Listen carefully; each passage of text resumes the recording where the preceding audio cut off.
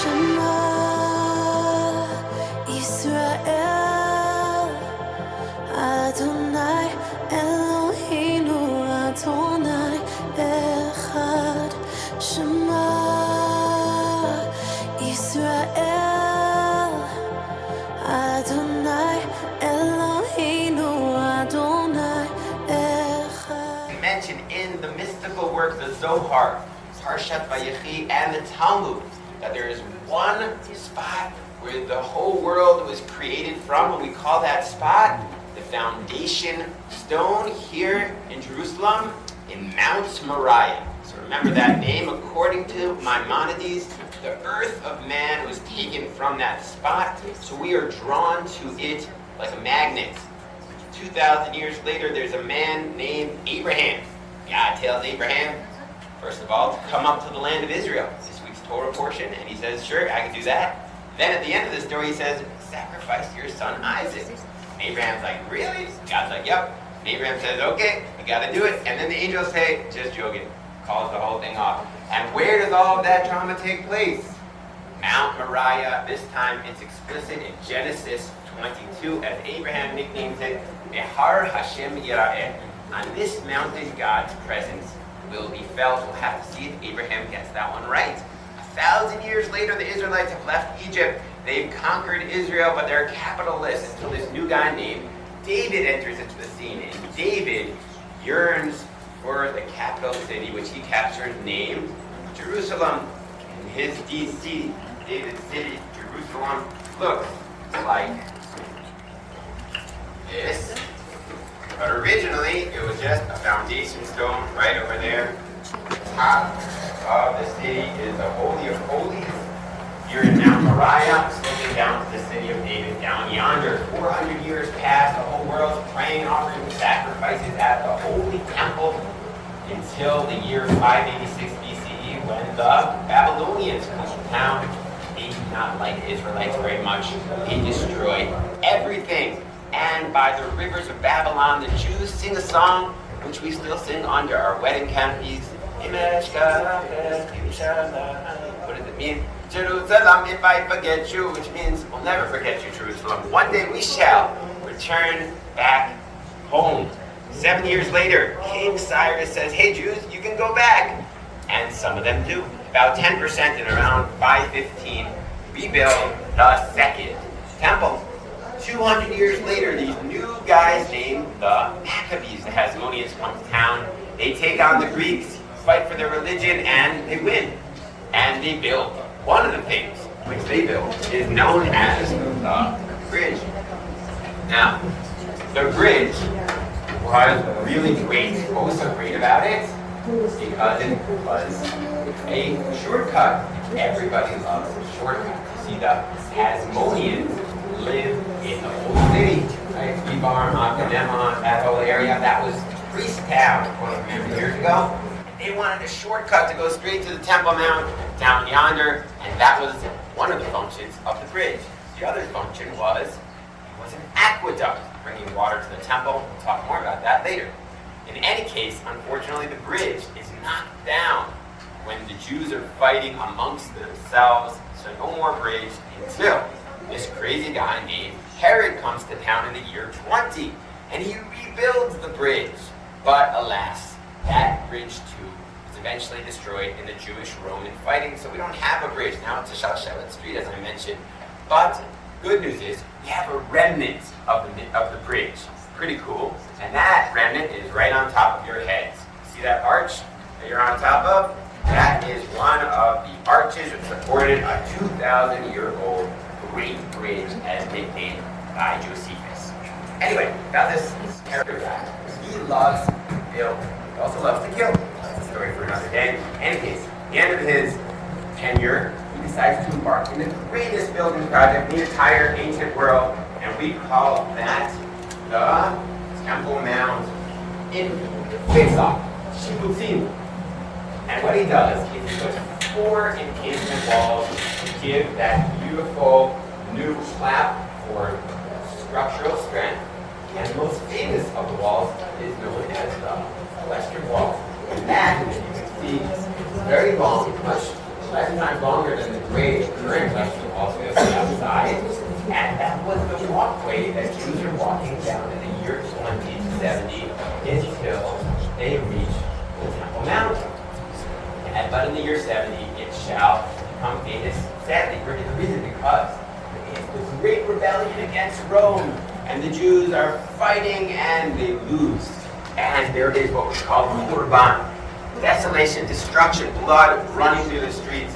The Romans destroy everything, but for some strange reason, they do not completely knock down the Western Wall. A piece of it remains, and it now becomes a symbol, the last connection the Jews have to their holy temple and all the divinity that was once so palpable there.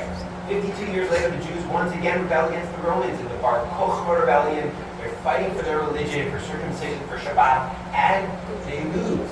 Once again, they're quashed in 135. This time, King Hadrian says Jews may no longer live in Jerusalem.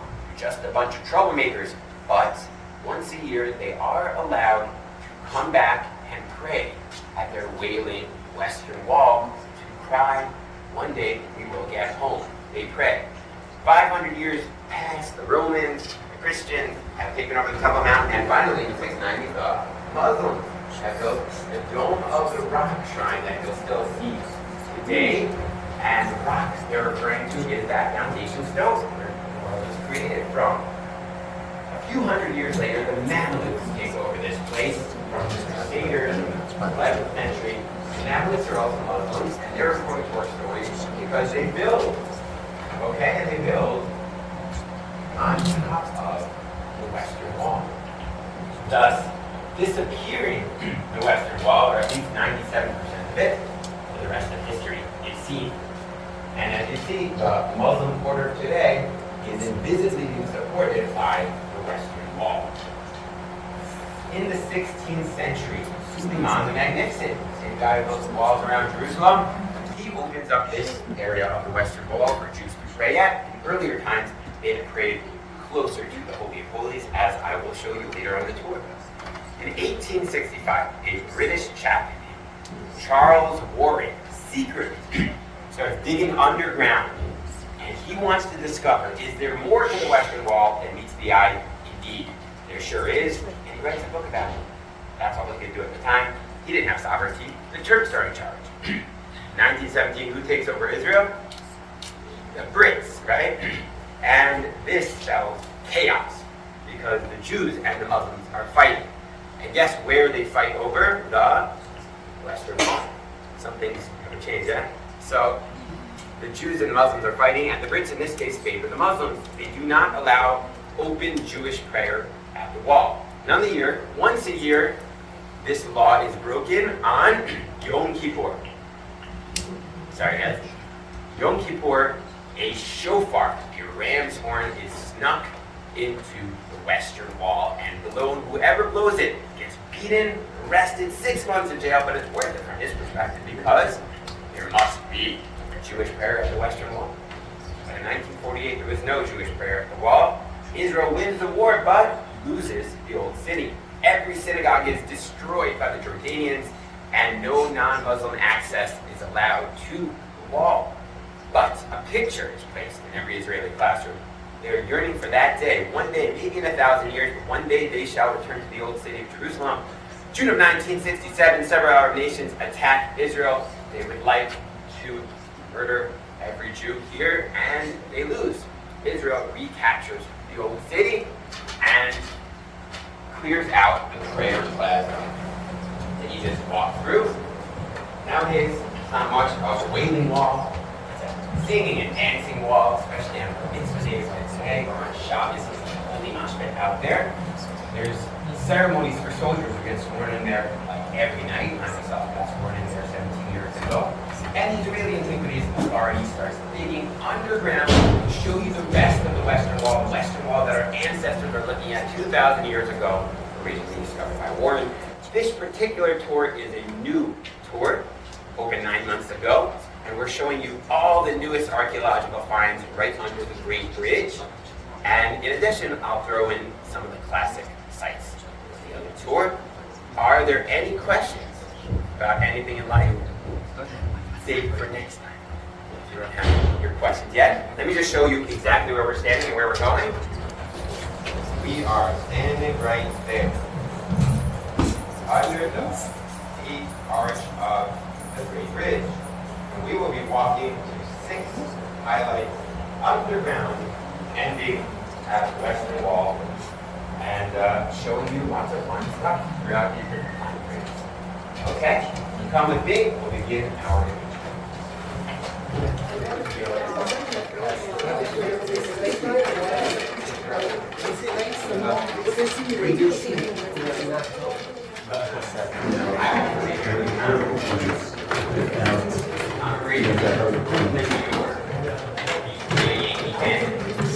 No longer? Frisbees on Friday. What else can I tell you about myself? Party on University, study the Bible. Big fan. I do this tour like twice a day, unless I get a private tour. Private first day a lot better, but I like this job. So what do they find? So let me show you a few highlights. First of all, right here. Oh, we have an arch. Now this arch has been dated by carving and all sorts of other fancy tools that archaeologists do. To the Hasmonean era. You'll remember 2,300 years ago, and you'll also remember that they first built the bridge. So this is the first arch supporting the original bridge underground, right on top of there, okay? Now, why did they build it like an arch? There's 2 reasons. First of all, arches are really strong, hence 2,300 years ago, under a bunch of debris, it's still here. But the second reason is more fascinating. According to biblical law, priests are not allowed to come into contact with dead people. It's against the law. But a Kohen need not worry if there's an arch. Okay? It disconnects him somehow spiritually, according to Talmudic law, from that dead guy down below, and that's why they built it like an arch. So a priest could walk right over there and not have to worry about it. Under the Temple Mount of today, you could dig under the Dome of the Rock. You could also find it's built on arches. For that same very reason, so that priests need not worry. Obviously, you can't dig under the Dome of the Rock today, but if you could. Right next to that, we have columns.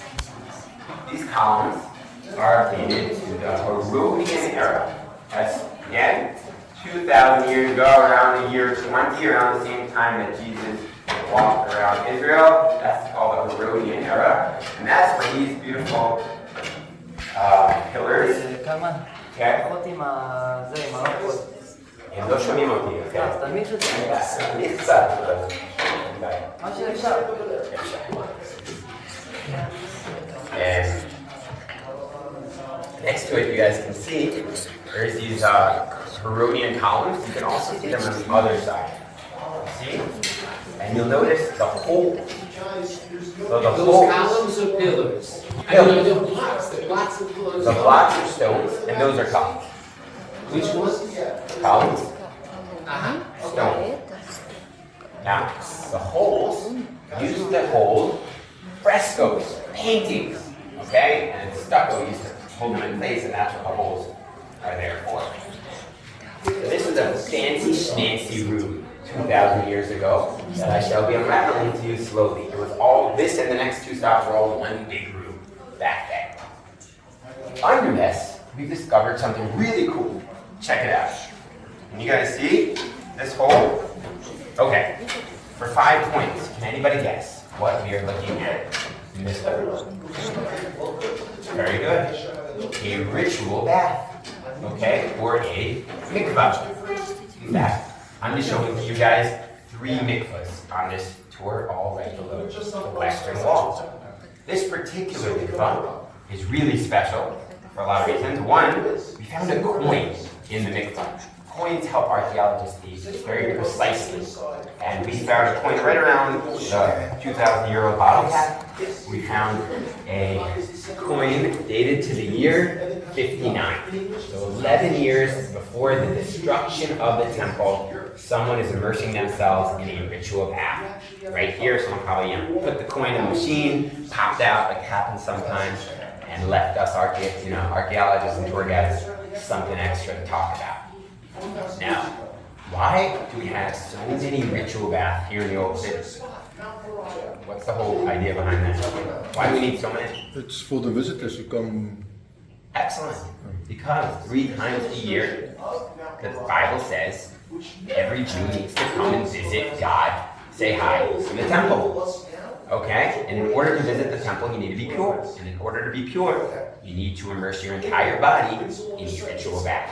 Thus, we found hundreds of ritual baths in the old city alone, all dated to 2,000 years ago. And here's one of them just recently discovered. Pretty cool. On a personal note, these ritual baths are super meaningful for me because I go to the ritual bath every morning before I pray, as is a Hasidic custom to prepare myself for prayer. Many Jewish women do this according to Jewish law each month. And so for me, it's amazing to think, as different as we are from people 2,000 years ago, how we still are so connected in many ways. Where we're going to be heading in our next stop is going to be unraveling what this place looked like 2,000 years ago, the original building. Any questions? Yeah. Where's the water source? Great question. I'm going to be answering where did the water come from in 2 stops. Okay. So I don't want to let this guy speak without bothering him. So let's head to the next stop and we'll talk. At this point, you guys are archaeological geniuses. You know that we are looking at another. There we go. Mikvah number 2. For up to me, I call this mikvah tour, ritual bath. But I think it would scare people away, you know? So let's stick with the Greek bridge. This mikvah was discovered 18 years ago, although it too was originally dug into by Charles Warren. He actually broke the mikvah right over there. But we can forgive the guy, he didn't know. He was just digging. Now, ground level is right over there. On top, you can see that's where we were before, and we're about 30 feet underground. And that's the way it works in archaeology. Further down you dig, often the further back in history you chance upon, because each generation builds one on top of the other. And so here we are, 2,000 years ago, in another 2,000-year-old ritual bath. Now this ritual bath is really special because it's got these stairs, up and down. That's really cool. Why is that cool? In the Talmud, which are the discussions of the rabbis from 2,000 years ago, it is recounted some of the ritual bath had steps going down and steps going up. And so it's amazing when you actually find the ritual bath going that way. We found a few others in the old city that are the same way. Why? Perhaps when you walk down, now you're pure. You immerse your entire body in water, and both psychologically you want to go up closer to the western wall. Also, just practically, you don't want to rub elbows with some impure guy behind you, so you keep going up the steps closer to the western wall. The other reason why this ritual bath is really cool is because we can actually see where the water is flowing into it. So notice this little passage. That is the original passageway where the water used to flow into the ritual bath. Where is the water coming from? All the way on top of us was the Great Bridge. Remember I mentioned to you that it was originally an aqueduct? So one side was used for bringing water. Most of it's going to the Temple Mount, and some of that water is being funneled off to provide pure water for these ritual baths. It's amazing. Now you might ask, okay, but where did the water come from? You know, bridges don't magically make water. So the Hasmoneans thought about this 2,300 years ago, and they built huge squares into the floor in an area called Solomon's Pools. Okay? You can go visit it. It's right near Bethlehem and close to Efrat. And you can still see today, or on Google Images, that there's these huge squares. Water used to flow from the mountains. And what the Hasmoneans did is they built an aqueduct system. A very slight gradient. It winds 21 kilometers. Sometimes they had to literally drill through mountains in order to get this water to Jerusalem, get it to the Great Bridge on the way to the Temple Mount. And that system was in existence until 1917. So Israelis were really good at water technology even back then. One last fun fact about ritual baths. So behind me, I'll give everyone a chance to take a picture and take a look. There is one more ritual bath. This one, still, you can see water inside of it. That's the only one that I know about in all of Israel where you can see a 2,000-year-old ritual bath and you can actually see the water inside of it. Now, the truth is, water from today is flowing from a different source than 2,000 years ago. So it's not the original water, but the square is original and it's still pretty cool.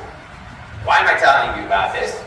So 15 years ago, my best friend is getting married, David, and I was not a tour guide. But I was so excited to be coming to the hotel tunnels because on the day you get married, they let you go in to a special ritual bath. Only grooms on the wedding day are allowed in. So I was his best man, I flashed the invitation. We're in. Once we're in, nobody's watching over us. We might as well wander around. We wandered around, we saw this, we had no idea what it was, and we saw the ritual bath. At the time, there was no code, no bar. So we hopped on in. We figured we found the ritual bath. It was freezing cold, but we didn't know. We figured out they must have forgot the electricity today. And on the way out, we found the actual ritual bath which we were supposed to have immersed in. And it turns out, again, we had immersed in a 2,000-year-old ritual bath. Now there's a code and a bar because they don't want skinny dipping in the middle of the tour, sadly. But the good news is he's still my best friend. He's got 4 kids today, still happily married, so it worked. Mazel tov. So if you want to take a look of what a 2,000-year-old ritual bath looks like, you can line up, take a lookie, and then clear out to your friends. You can also take a look, and then in 2 minutes, we'll head out to the highlight of the tour. If anybody has any questions, I'm not going anywhere. You're welcome. The ritual bath.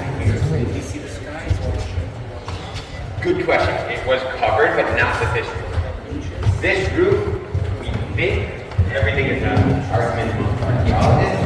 What we think is from the Mammoth era.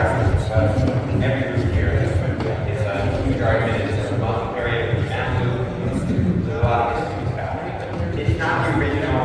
Everything was redone at a certain point. There's new roofs placed on it. The water, it's important. The water nowadays is believed. The thing about it is coming from the Damascus underwater channels, and it's from drainage water from above the water. So it's probably not so clean.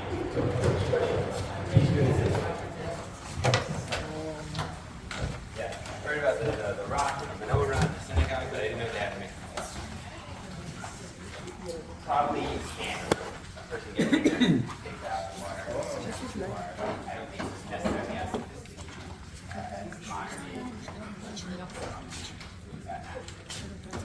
But the truth is, we definitely don't have all the answers. We don't know a lot of questions about what is a man's mikvah, what is a woman's mikvah, made it have been a vessel mikvah, as some archaeologists suggest because it's so narrow. There's a lot of open questions, and the archaeologists have told me they're not quite sure about a lot of those questions. So definitely worth doing just a mikvah tour, looking at all the ritual baths. Just yesterday, I discovered a new one by the Horva synagogue. There's a ritual bath right under it. So all over the place, there are ritual baths. 5 years ago, the Western Wall people wanted to discover new stuff. And the truth is, what they were looking for is the Roman Cardo. There was 2 main roads in Roman times, and one of them, according to the maps, should be right next to the Western Wall. So they dug right under the Western Wall, which is right on top of our heads, and they were looking for that passageway. And they didn't find it. It's not here. It's probably right behind us. But here's the fun part about archaeology. They found a bunch of other cool stuff they get to show off to you guys. So let's start with the Western Wall. So this area of the Western Wall that you're looking at is 2,000-year-old stones. On top of the Western Wall, the bottom 7 layers are also 2,000-year-old. On top of that, it's more modern additions to the Kodesh. Okay? This is untouched for hundreds of years, so you can see it very clearly. And of course, you'll notice it's brown. Why is it brown? Because it's just dirt and debris. That'll do that to the stones after hundreds of years. So these are Herodian stones. What's a Herodian stone? It's made of limestone. It has those beautiful clear frames for aesthetic purposes that Herod's people made sure every stone had. It's placed one on top of the other, no mortar, and 1 centimeter from the next more inward for engineering purposes. Better than carbon dating, what's the biggest proof that this is a Western Wall stone? Of course, the notes that you'll find in the Western Wall, so it must be a Kotel stone. Ha, that's a joke. By the way, the custom of placing notes in the wall is noted by the Or HaChaim HaKadosh of Chaim ben Attar 400 years ago. We know people were writing letters to God, not to the wall. Maybe they were praying for the same type of stuff that we pray for today. And I think the idea is you take a moment to think about what's really important to you before you pray to God at a place as monumental as the Western Wall. Now here, you can actually see down to bedrock, okay? That's the foundation for the Western Wall. Where you guys are standing was actually eye level 2,000 years ago, what our ancestors are seeing as they walk down to the Temple Mount. Okay, so it's a pretty amazing view that literally no eyes have seen for hundreds of years because it was covered up by the Mamluk buildings 800 years ago. Now, we can see a bunch of other cool stuff right here, besides these new concrete things which are holding up the Western Wall on top of our head. You can see niches or holes in the wall. These holes, according to archaeologist Avi Salmon, who does this place out, serve as storefronts. In other words, you're walking down Wall Street and you gotta pick up an extra sacrifice because little Timmy forgot his at home. Don't worry about it. Sacrifice. 5 shekel for all of your sacrificial needs. Maybe with t-shirts. I survived the Temple Mount. It could have been money changers. We don't know. What we know is someone's making money right here by Wall Street. Next to this, we found in this little area a drainage channel built in the Hasmonean era, but it continued to function until the year 70. At that time, Josephus recounts Jews used to hide in these drainage channels. And in fact, you can go in and walk into the drainage channels by the Davidson area today. It's a new tour that's open. And they just discovered arrowheads from that Roman onslaught when the Jews are running away from the Romans. They discovered cups that only Jews used to wear, discovered food, and they even discovered bells that may have been on the garments of the high priest as they sought to somehow survive that Roman onslaught. So, quite dramatic. Right next to that, with a picture book, 1 second, I want to show you the coolest find from 3.5 years ago. What's that? This little rock of mine. I'm going to let it shine. So this rock, okay, was discovered. It's dated to 2,800 years ago, and it served, it is believed, as a coin. Okay? How much money? 2 shekel. That's the 2 little nicks on the rock. And it weighs 23 grams, which is exactly how much 2 shekel used to weigh during the First Temple era, 2,800 years ago. So that's one of our First Temple finds we found 3.5 years ago. Pretty cool. Another First Temple find we found is a coin that says on it Netanyahu, for Netanyahu, who's actually a character mentioned in the Bible. Next to it, Shinrish, Sarah. We found Sarah and Bibi right next to each other. I have mentioned them there. Okay. By the way, if you want more about First Temple stuff, go to the City of David. They have cooler stuff out there. Mentioned about the Bible and stuff. But what they don't have is this thing. This huge circular platform. What is it? So when archaeologist Avi first found this, he was super excited. He thought he was going to be famous because he found the high court, which archaeologists are looking for, and they knew for a short period of time it was right next to the Western Wall. The problem with threefold. First of all, their backs would be feet towards the temple now be considered disrespectful. Second of all, how are you going to fit 71 sieges into this little circular thing? Okay, maybe it's a small court. But the big problem was that all the pottery was dated to 50 years after the destruction of the temple, so there was no more high court. Instead, what we are looking at is an amphitheater. Okay, it was built, you can even see the stairs. People would be sitting on this theater, and there'd be some Roman dude standing on a stage over there and doing a Roman TED Talk or something like that.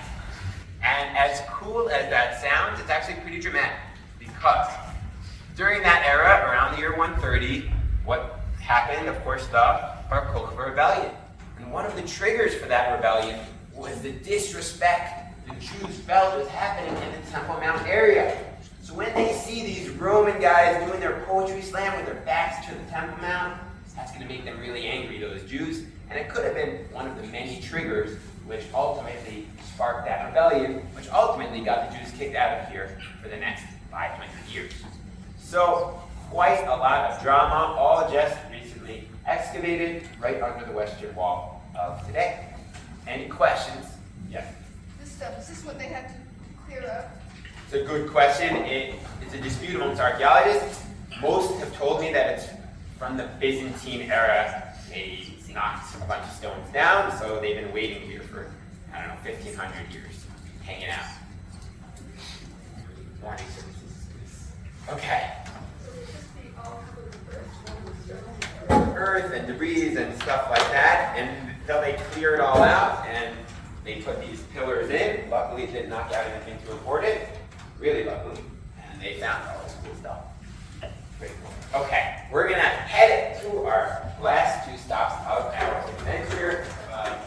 Christian. Oh, I'm sure. Most of the early tours are all Christian tours. They're the only ones waiting early.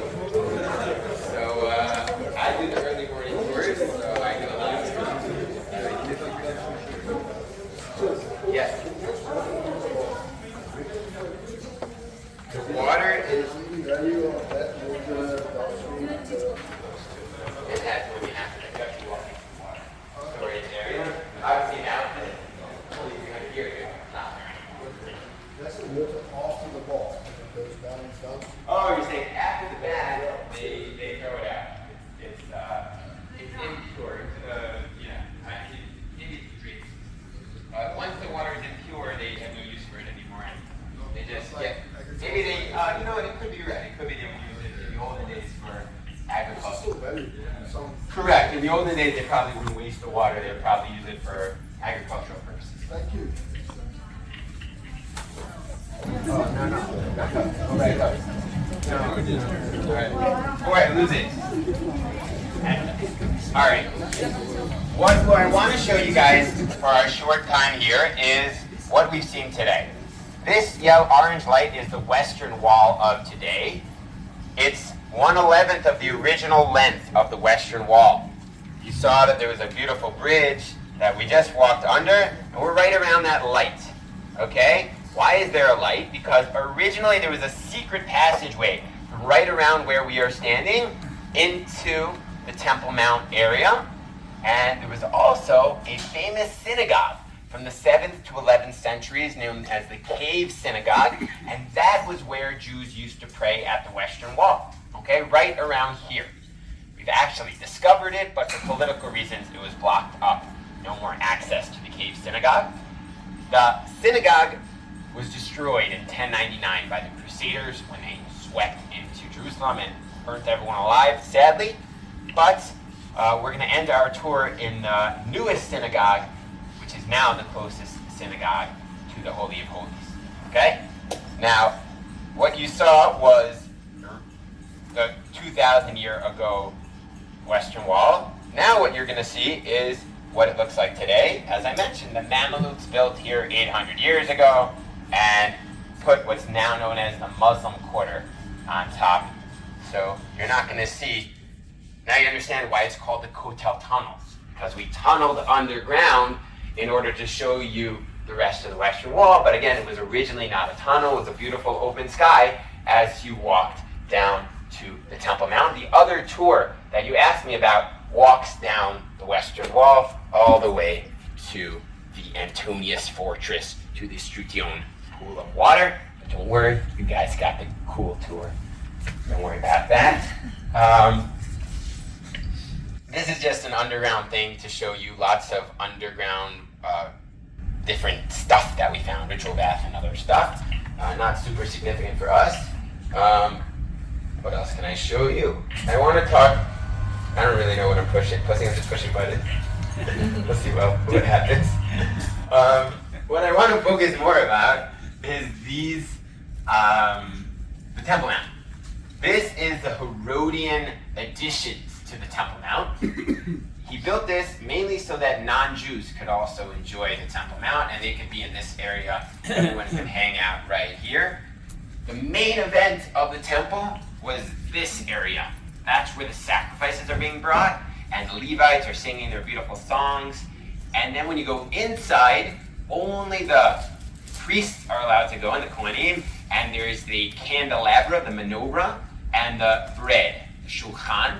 When you go into the inner chambers, that's the Holy of Holies, the foundation stone, and only the high priest is allowed to go in there according to Jewish law, only once a year on Yom Kippur, to attain holiness, to attain kapara, atonement for the entire Jewish people. And that's why to this day, according to Jewish law, it's reserved for the high priest, which we don't have anymore. Obviously, nowadays, there is no Temple Mount there. There's the Dome of the Rock shrine. There's no more temple, but the Western Wall was a place that the Jews would go in order to feel some sort of connection to what the temple was and the divinity that was once so palpable. And that's pretty much all I wanted to highlight here. I do want to show you in our short time one more thing. This beautiful stone is the highlight of the other tour, but I'll at least mention that it goes 46 feet long and weighs approximately 1 million pounds, or 10 tanks, in this huge stone that was cut and placed here, one of the foundational stones of the Western Wall. And we are not quite sure how they lifted such an enormous stone, since modern cranes cannot lift such an amazing stone. Pretty crazy. But what you can see very clearly is that black. And archaeologist Charles Wilson explained this is marks from fire. In other words, the Romans wanted to burn and knock down the entire Western Wall. So why didn't they finish the job? Anybody take a guess? Because it's huge. So these tired soldiers, after a week or 2 or 3, are like, we got most of the job done. It's enough, it's really hard to knock down a stone that big. So they moved on. And they went to Masada and burned some stuff over there, something like that. In other words, the bigness of the Western Wall is actually one of the main reasons why the stones are still here. There's another tradition, a Jewish tradition that I was told as a young lad, that who built the Western Wall? It was the poor people. And the poor people put their hearts and souls into building it, so God said, this wall shall last forever. So one way or another, the lesson I believe is the same, that all in all, it's not just another brick in the wall. Every single stone came with a lot of love, a lot of hard work, and when you put your soul into something, it lasts forever. Any questions before we head up to our last wonderful stop on our adventure? Секунду. Синедрион заседал вот где-то вот в этом месте. Синедрион заседал. А Иисус проповедовал вот в этих крыльях.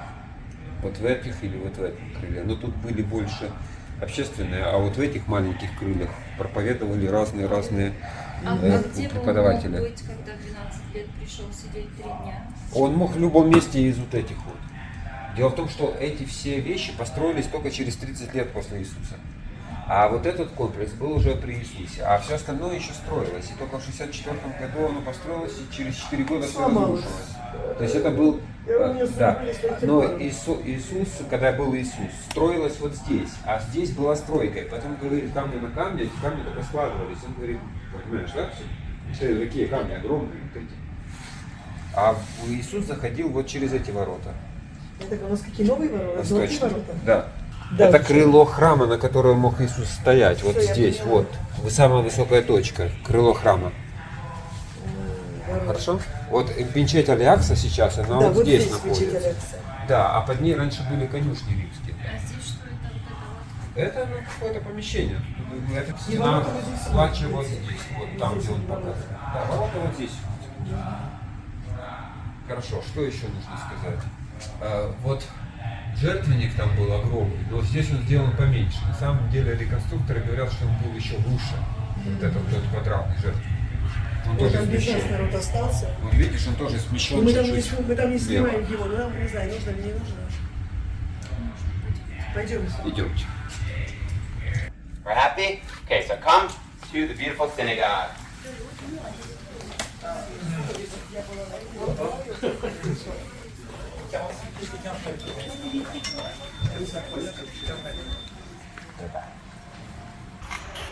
Around the ark is a Song of Songs. Why the Song of Songs? Not the most popular book of the Bible, but it has a very special verse. It goes like this. Behold, I, God, stand behind the kotel, behind the wall, hearing and watching over us.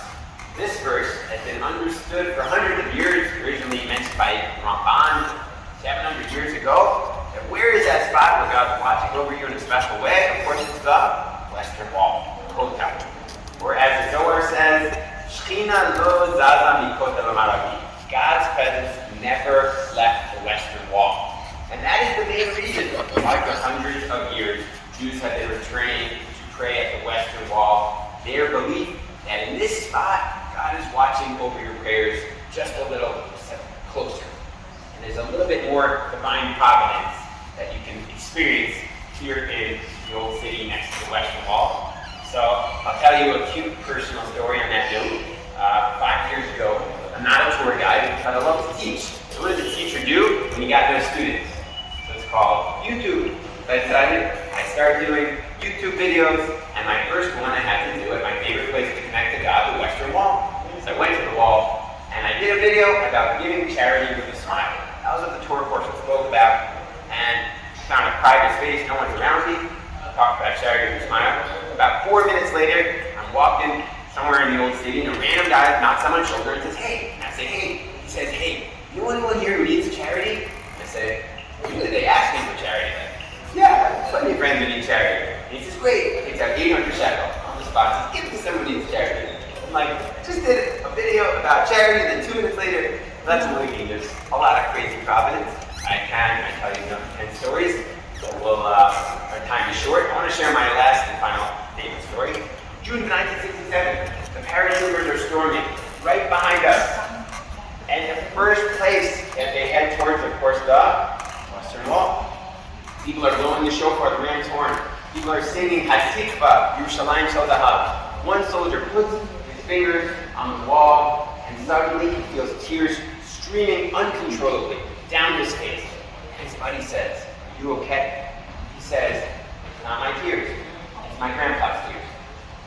In other words, how many tears have been shed to allow us to say a prayer at the wall, to allow us to walk around here in the old city and get a coffee. It's definitely not something to be taken for granted. But bless us, remember nothing else to remember that story. And I always like to end with a prayer. L'shana haba'a b'Yerushalayim ha'kliyah. Let's meet again in Yerushalayim, a Yerushalayim of peace, connection, of love, no more terrorism. And let us say Amen. So we're going to head out, and in a minute I'm going to lead everyone back to the lobby. If you want to take your picture, you're welcome. Take a final picture. If anybody wants to keep in touch, I happen to host Shabbos meals, so you're all welcome this week in hosting. And I still do those YouTube videos and podcasts. So if you want to keep in touch, I have a little card, also a private tour deck. So if anybody wants to keep in touch, you're super welcome. And in a minute we'll be heading out. Anyway, upside down. Okay, understand. 1, 2, 3.